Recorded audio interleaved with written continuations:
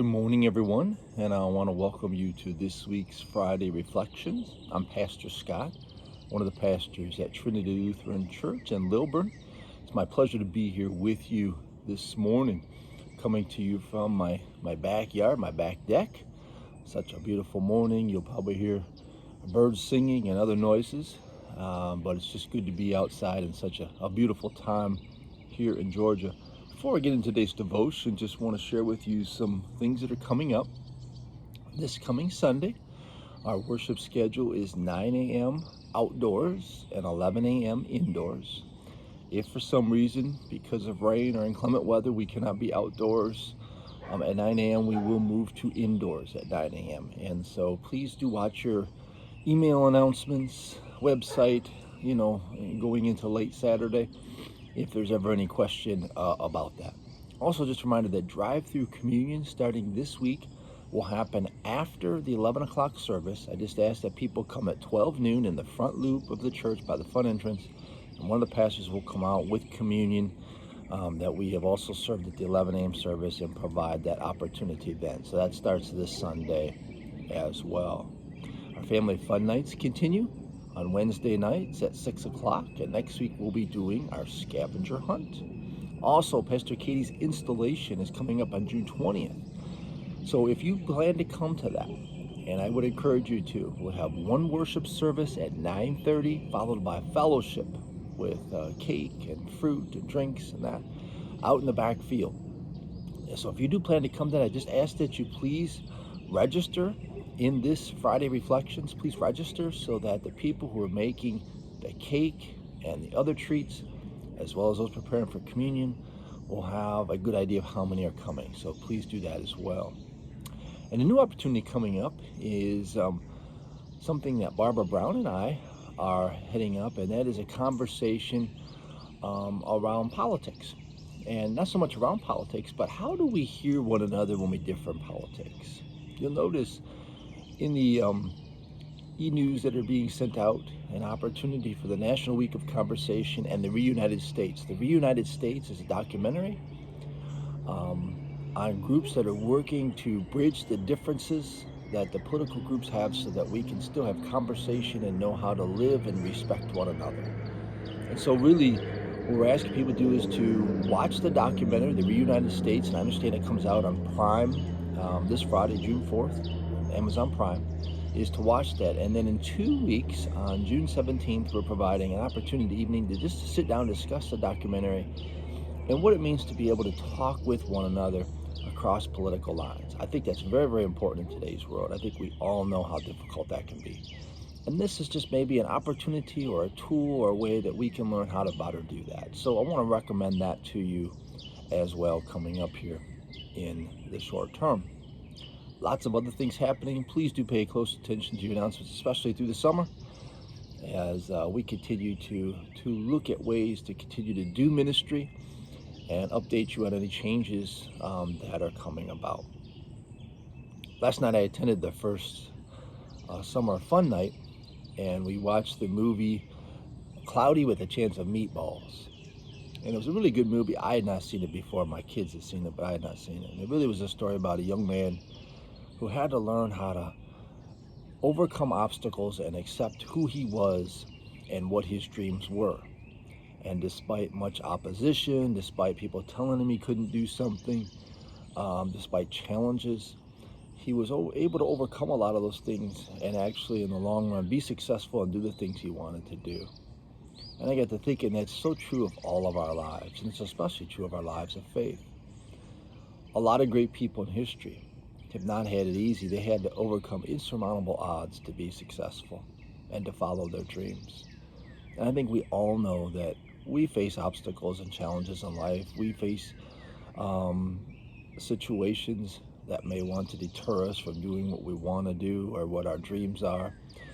People may not support us or may tell us, that we can't do that. That's all part of life.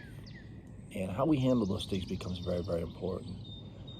And so today what I share with you is that there will be obstacles and challenges in life. I've had them all my life.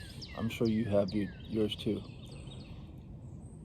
But what I found to be important is just to remain calm, to remain faithful, rely on the power of God, rely on the power of other people, and that can really help us get through challenging times in life.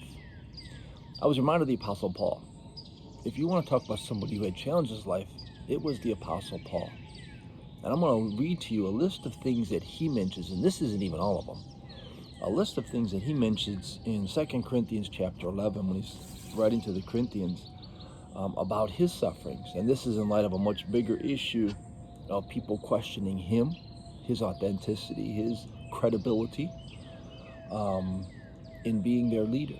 And so listen to what he says here about the things that he had to endure in doing what his dream was, and that was to share the love of Christ with the known world of that time. He talks about how he was imprisoned. He had countless floggings or whippings, if you will, many times near death. 5 times he received 39 lashes for doing ministry. Also, 3 times he was beaten with rods. 1 time he was stoned. 3 times he was shipwrecked. For a night and a day he was adrift at sea. He had to go on frequent journeys. He was in danger from rivers, from bandits, from his own people, from foreigners, in the city, in the wilderness, at sea, from false brothers and sisters. He was in toil and hardship, many sleepless nights, hungry and thirsty, without food, cold and naked. And besides all of this, if that was enough, he was under the daily pressure and anxiety of all the churches that he had started and was trying to keep going.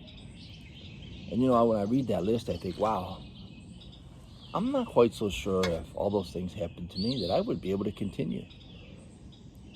But the Apostle Paul did, because he believed in his God, he believed in what he was doing, and he had people around him that helped support him even when he was jailed or near death or struggling in some way.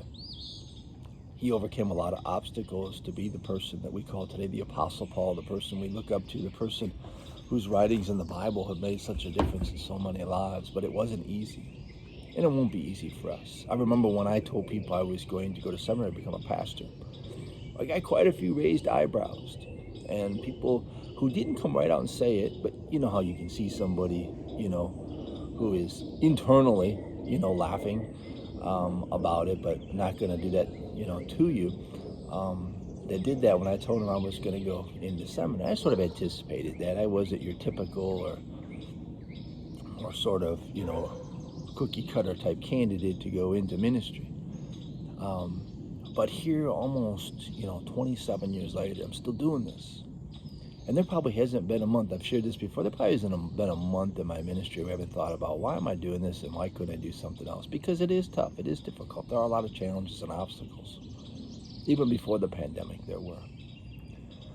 But I've always been amazed at how God, not me, but God, has found a way to strengthen me, encourage me, and to help me to remember, that this isn't always going to be a bed of roses, but in the long run, it's really worth it. And there's a lot of good that comes out of this as well. So I know when I face challenges, when I face obstacles, it's good to rely on God. It's good to rely on important people in your life. And it's good to remember all the ways in which God has been with you and all the ways in which God has used you, to do things in the past. That's always important to do as well. So if you are going through challenges right now or obstacles, hang in there. Remain faithful. Keep working at it. You might be surprised at the people and the resources God brings your ways. Now, there are times in our lives where we have to be realistic and pull the plug on things. I've had to do that in my life as well. Growing up, I wanted to be a professional athlete. Well, that didn't quite work out, and I knew that. I also wanted to work on the farm and not go to college. Well, I'm glad that I didn't do that, and I'm glad my family encouraged me to do otherwise. But there are times where, we might have to pull the plug or go in a different direction or seek a new job or something like that. That is part of life, but that's different. That's different than giving up on our dreams or our sense of calling or what we believe God has called us to do. I remember the old saying that if God calls us to do something, God will also equip us to do it. And I've been amazed, in my life how many times I didn't think I could do something, but yet God was able to equip me with the resources of people and able to do it. So remember how the Apostle Paul remained faithful and kept going because he had that mission in front of him, that mission, that vision of wanting to share Christ's love with the world that was so important to him, and he just wanted everybody to know about that. That if you have a calling, if you have a mission, if you have a vision, that God will equip you, God will resource you, and God will continue to strengthen you despite many obstacles and challenges that you might face. Hey folks, have a great weekend. God's continued blessings to you and hope to see you soon.